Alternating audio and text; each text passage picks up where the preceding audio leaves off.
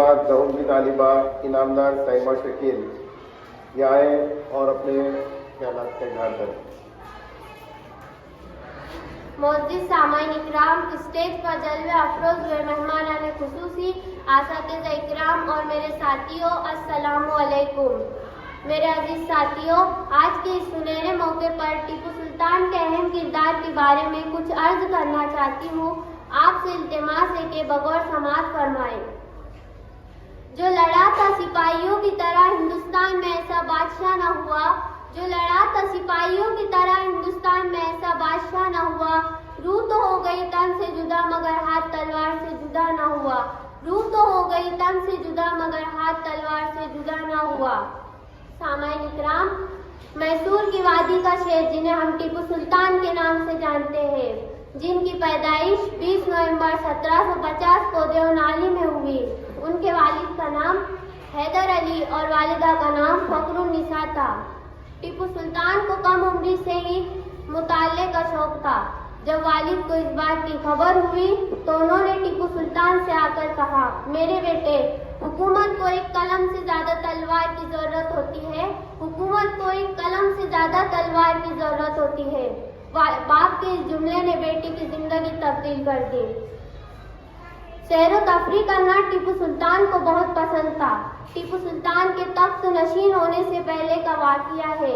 एक रोज टीपू सुल्तान एक फ्रांसी अफसर के साथ सैर के लिए गए। शेर सामने आया तो अफसर ने बंदूक तान ली। टीपू सुल्तान ने उसे रोक दिया। टीपू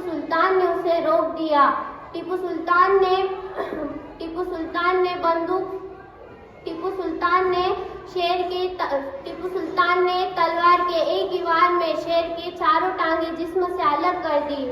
फ्रांसी अफसर ये देखकर दंग रह गया, जिसके बाद टीपू सुल्तान को शेर मैसूर का लक़ब दिया गया।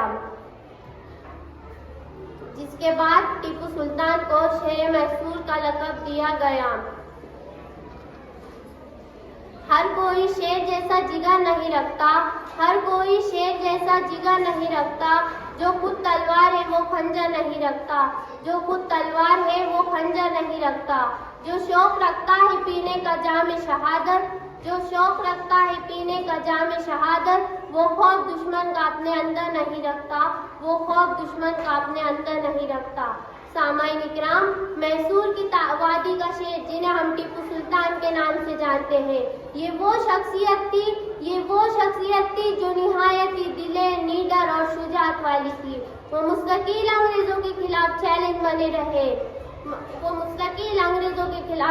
बने रहे। जंग के दौरान अंग्रेजों ने उनसे आकर कहा कि लड़ना बंद कर दो, आप हमसे लड़ नहीं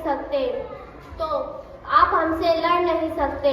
वहाँ देखो, मराठाओं ने साइन कर दी, निजामों ने साइन कर दी, आप अकेले बाकी हैं, आप भी साइन कर लीजिए। तो टीपू सुल्तान ने उनसे कहा, गीदड़ की 100 साल जिंदगी से शेर की एक दिन